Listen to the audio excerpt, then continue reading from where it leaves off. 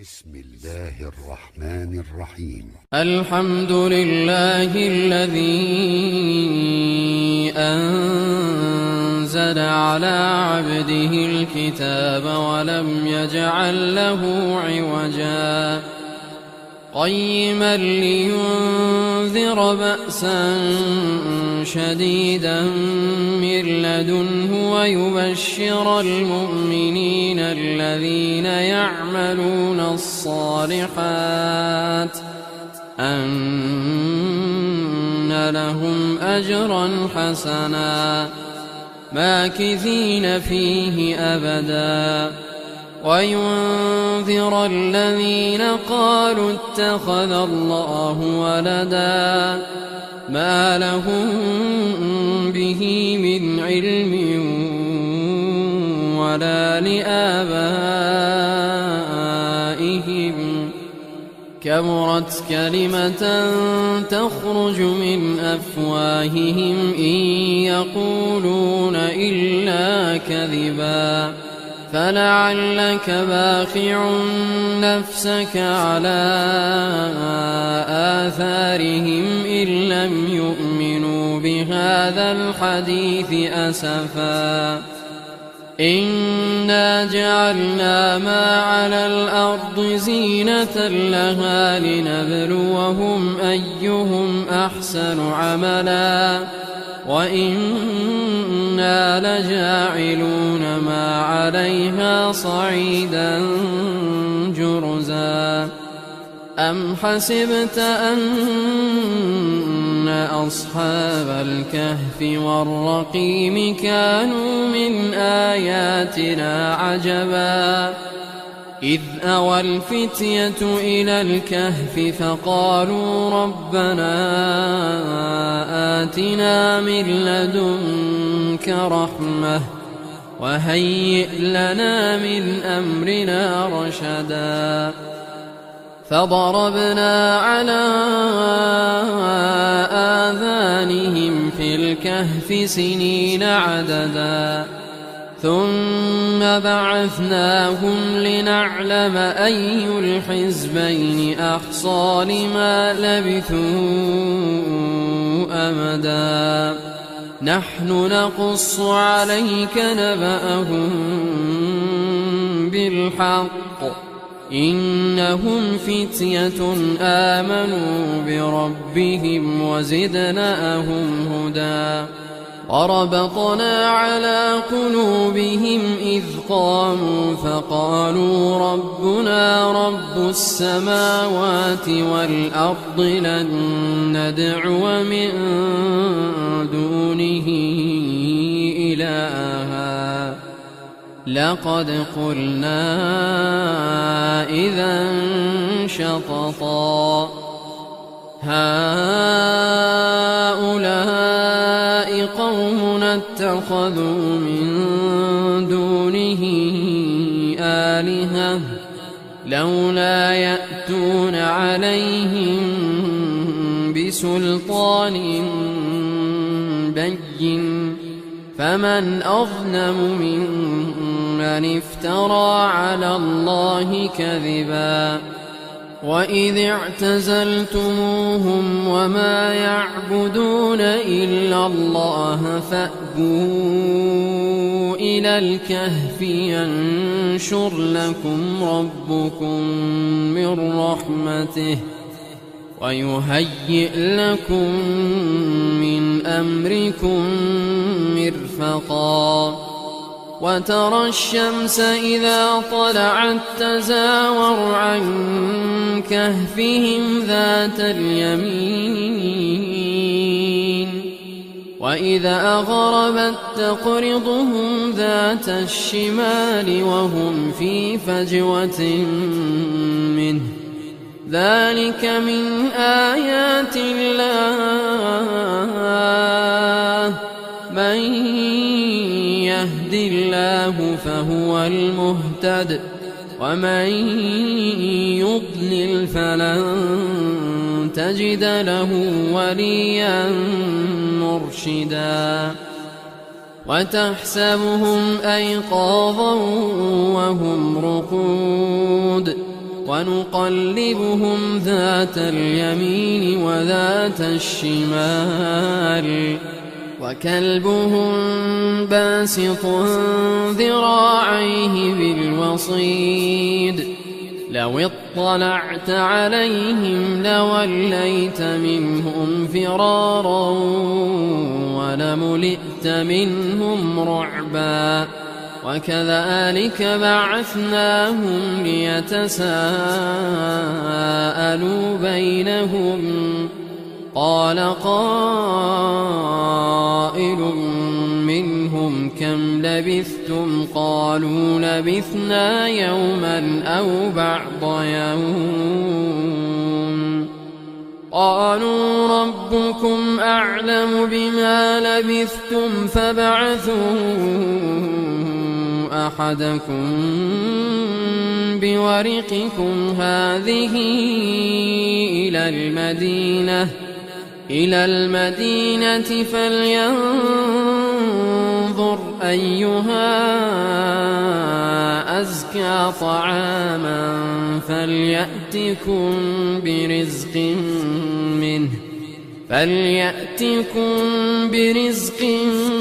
منه وليتلطف ولا يشعرن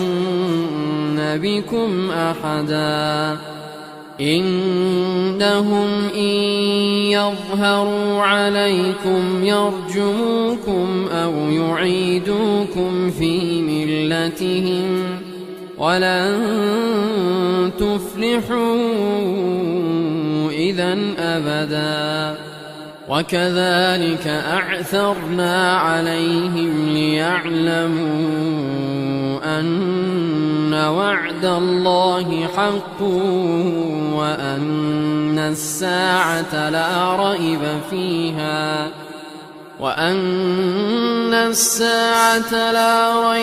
فيها إذ يتنازعون بينهم أمرهم فقالوا ابنوا عليهم بنيانا ربهم أعلم بهم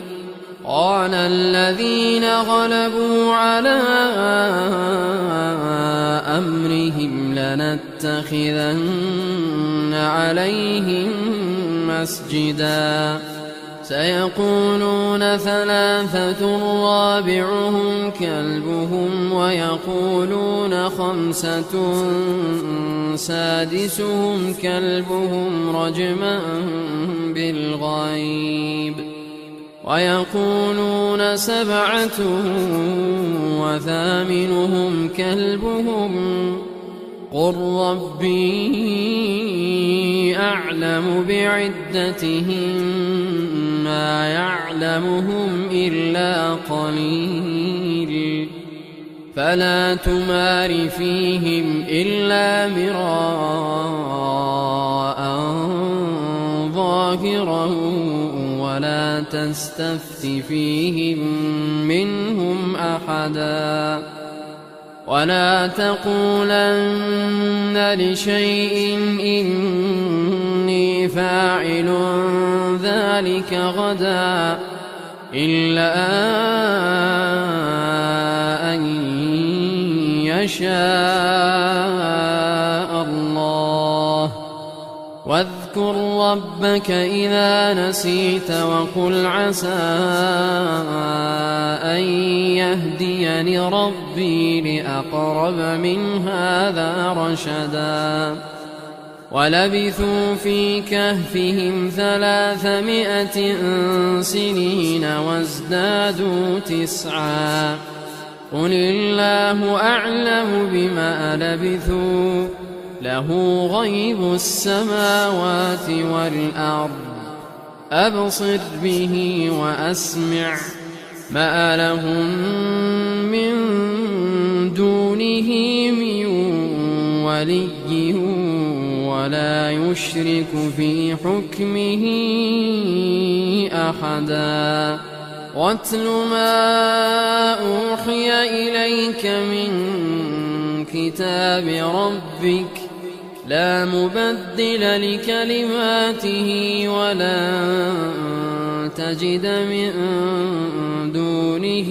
ملتحدا واصبر نفسك مع الذين يدعون ربهم بالغداة والعشي يريدون وجهه ولا تعد عيناك عنهم تريد زينة الحياة الدنيا ولا تطع من أغفلنا قلبه عن ذكرنا واتبع هواه وكان أمره فرطا وقل الحق من ربكم فمن شاء فليؤمن ومن شاء فليكفر إنا أعتدنا للظالمين نارا أحاط بهم سرادقها وإن يستغيثوا يغاثوا بماء كالمهل يشوي الوجوه بئس الشراب وساءت مرتفقا إن الذين آمنوا وعملوا الصالحات إنا لا نضيع أجر من أحسن عملا أولئك لهم جنات عدن تجري من تحتهم الأنهار يحلون فيها من أساور من ذهب ويلبسون ثيابا خضرا من سندس واستبرق متكئين فيها على الأرائك نعم الثواب وحسنت مرتفقا واضرب لهم مثلا الرجلين جعلنا لأحدهما جنتين من أعناب وحففناهما بنخل وجعلنا بينهما زرعا كلتا الجنتين آتت أكلها ولم تظلم منه شيئا وفجرنا خلالهما نهرا وكان له ثمر فقال لصاحبه وهو يحاوره أنا أكثر منك مالا وأعز نفرا ودخل جنته وهو ظالم لنفسه قال ما أظن أن تبيد هذه أبدا وما أظن الساعة قائمة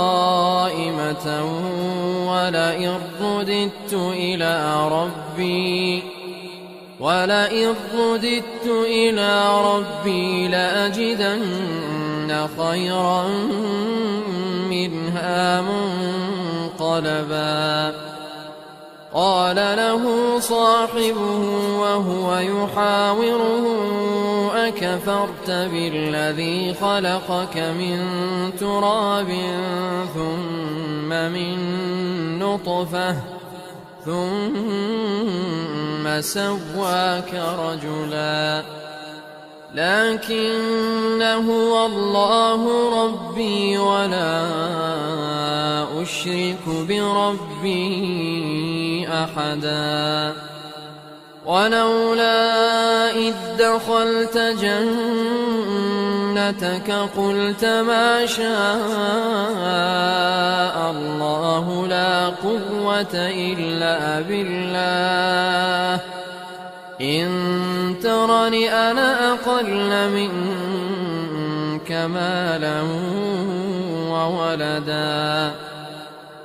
فعسى ربي أن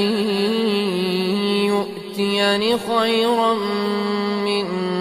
جنتك ويرسل عليها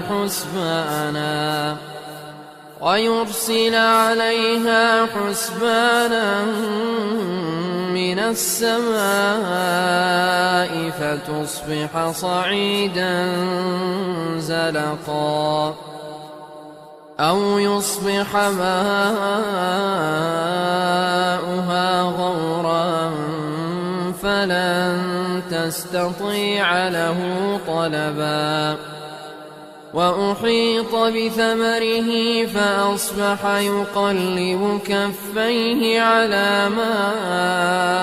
أنفق فيها وهي خاوية على عروشها ويقول يا ليتني لم أشرك بربي أحدا ولم تكن له فئة ينصرونه من دون الله وما كان منتصرا هنالك الولاية لله الحق هو خير ثوابا وخير عقبا واضرب لهم مثل الحياة الدنيا كماء أنزلناه من السماء فاختلط به نبات الأرض فأصبح هشيما تذروه الرياح وكان الله على كل شيء مقتدرا المال والبنون زينة الحياة الدنيا والباقيات الصالحات خير عند ربك ثوابا وخير أملا ويوم نسير الجبال وترى الأرض بارزة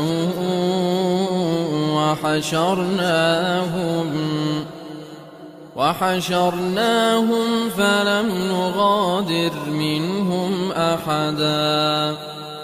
وعرضوا على ربك صفا لقد جئتمونا كما خلقناكم أول مرة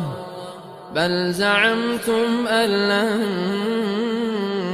نجعل لكم موعدا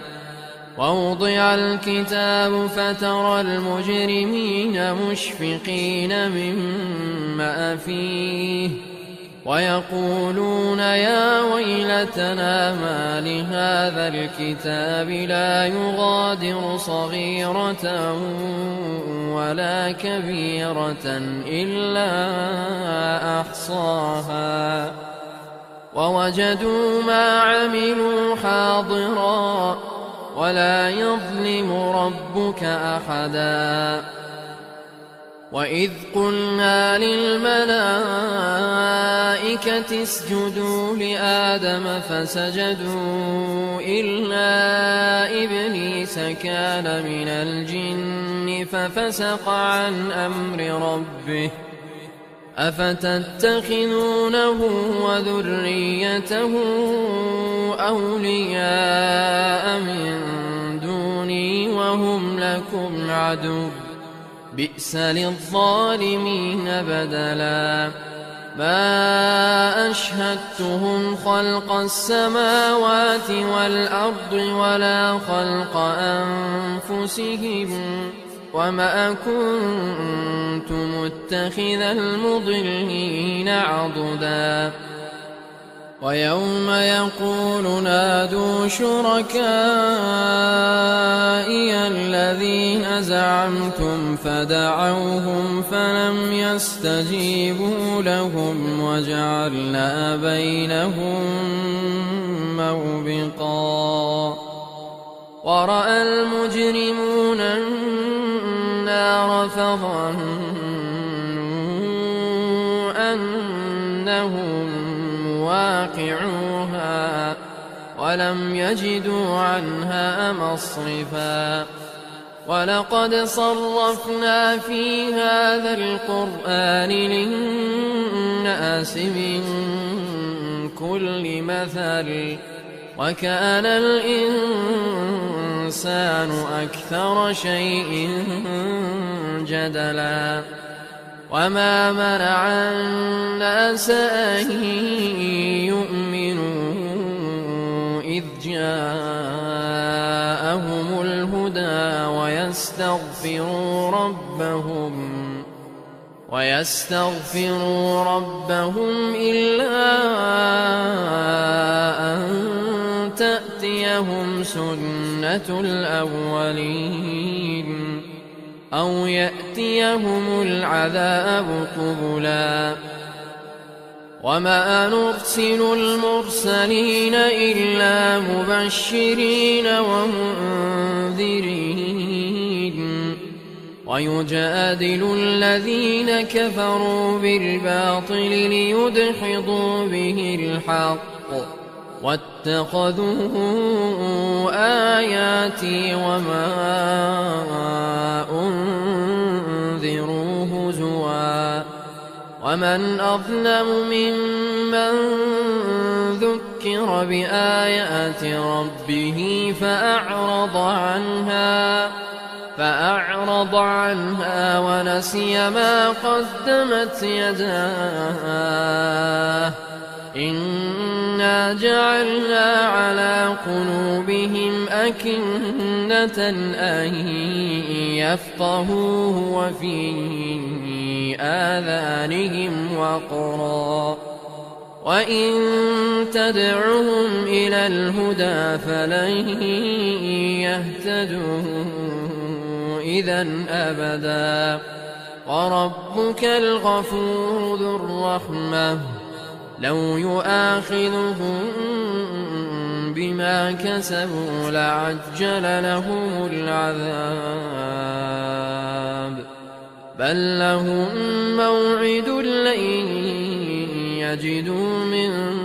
دونه موئلا وتلك القرى أهلكناهم لما ظلموا وجعلنا لمهلكهم موعدا وإذ قال موسى لفتاه لا أبرح حتى أبلغ مجمع البحرين أو أمضي حقبا فلما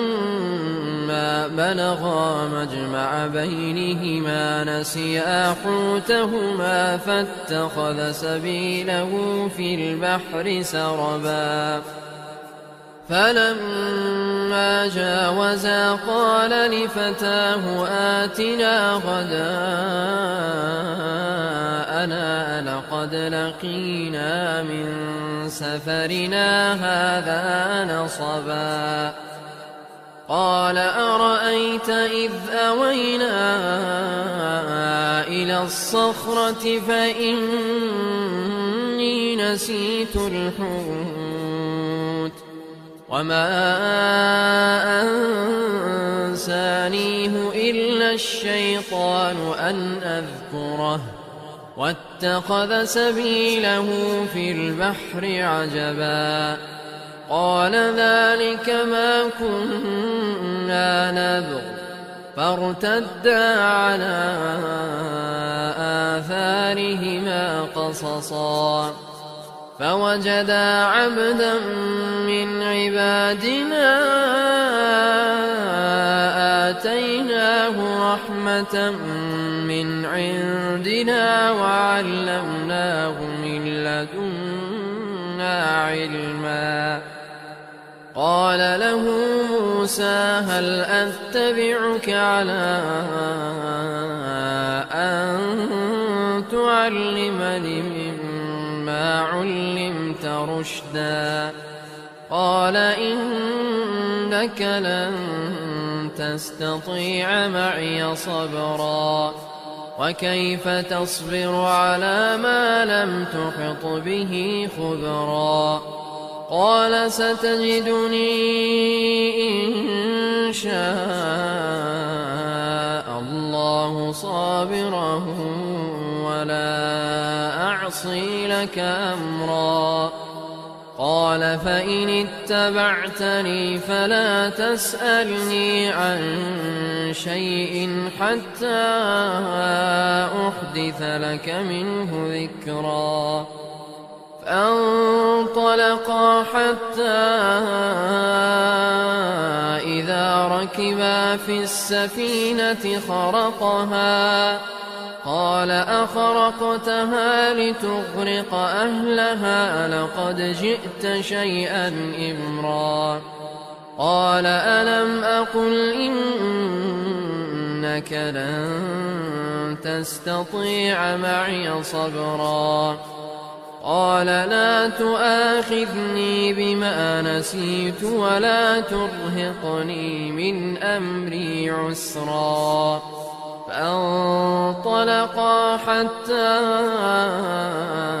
إذا لقيا غلاما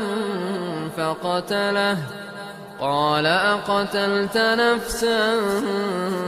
زكية بغير نفس لقد جئت شيئا نكرا قال ألم أقل لك إنك لن تستطيع معي صبرا قال إن سألتك عن شيء بعدها فلا تصاحبني قد بلغت من لدني عذرا فانطلقا حتى إذا أتيا أهل قرية استطعما أهلها فأبوا أن يضيفوهما فوجدا فيها جدارا يريد أن ينقض فأقامه قال لو شئت لاتخذت عليه أجرا قال هذا فراق بيني وبينك سأنبئك بتأويل ما لم تستطع عليه صبرا أما السفينة فكانت لمساكين يعملون في البحر فأردت أن أعيبها وكان وراءهم ملك يأخذ كل سفينة غصبا وأما الغلام فكان أبواه مؤمنين فخشينا أن يرهقهما طغيانا وكفرا فأردنا أن يبدلهما ربهما خيرا منه زكاة وأقرب رحما وأما الجدار فكان لغلامين يتيمين في المدينة وكان تحته كنز لهما وكان أبوهما صالحا فأراد ربك أن يبلغا أشدهما ويستخرجا كنزهما رحمة من ربك وما فعلته عن أمري ذلك تأويل ما لم تسطع عليه صبرا ويسألونك عن ذي القرنين قل سأتلو عليكم منه ذكرا إنا مكنا له في الأرض وآتيناه من كل شيء سببا فأتبع سببا حتى إذا بلغ مغرب الشمس وجدها تغرب في عين حمئة ووجد عندها قوما قلنا يا ذا القرنين إما أن تعذب وإما أن تتخذ فيهم حسنا قال أما من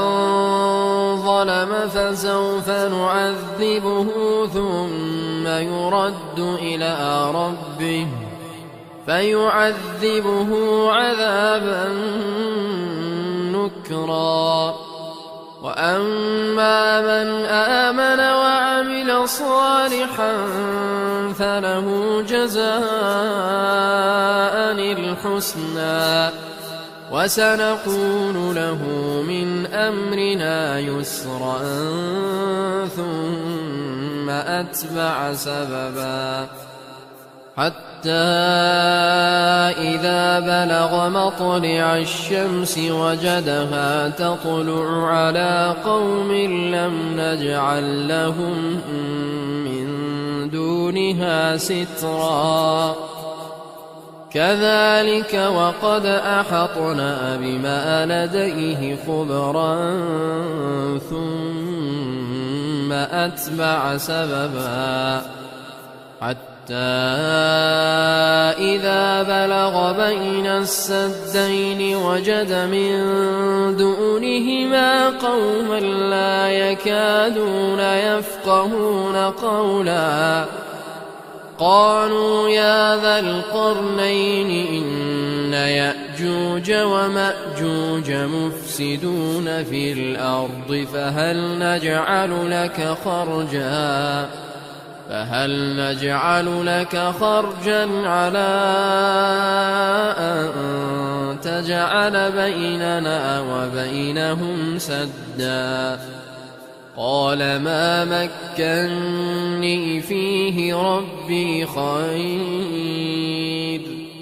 فأعينوني بقوة أجعل بينكم وبينهم ردما آتوني زبر الحديد حتى إذا ساوى بين الصدفين قال انفخوا حتى إذا جعله نارا قال آتوني أفرغ عليه قطرا فما استطاعوا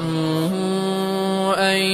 يظهروه وما استطاعوا له نقبا قال هذا رحمة من ربي فإذا جاء وعد ربي جعله دكاء وكان وعد ربي حقا وتركنا بعضهم يومئذ يموج في بعض ونفخ في الصور فجمعناهم جمعا وعرضنا جهنم يومئذ للكافرين عرضا الذين كانت أعينهم في غطاء عن ذكري وكانوا لا يستطيعون سمعا أفحسب الذين كفروا أن يتخذوا عبادي من دوني أولياء إنا أعتدنا جهنم جهنم للكافرين نزلا قل هل ننبئكم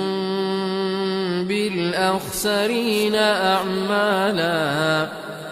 الذين ضل سعيهم في الحياة الدنيا وهم يحسبون أنهم يحسنون صنعا أولئك الذين كفروا بآيات ربهم ولقائه فحبطت أعمالهم فلا نقيم لهم يوم القيامة وزنا ذلك جزاؤهم جهنم بما كفروا واتخذوا آياتي ورسلي هزوا إن الذين آمنوا وعملوا الصالحات كانت لهم جنات الفردوس نزلا خالدين فيها لا يبغون عنها حولا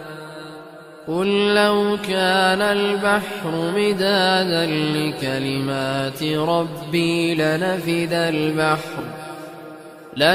البحر قبل أن تنفد كلمات ربي ولو جئنا بمثله مددا قل إنما أنا بشر مثلكم يوحى إلي أنما إلهكم إله واحد فمن كان يرجو لقاء ربه فليعمل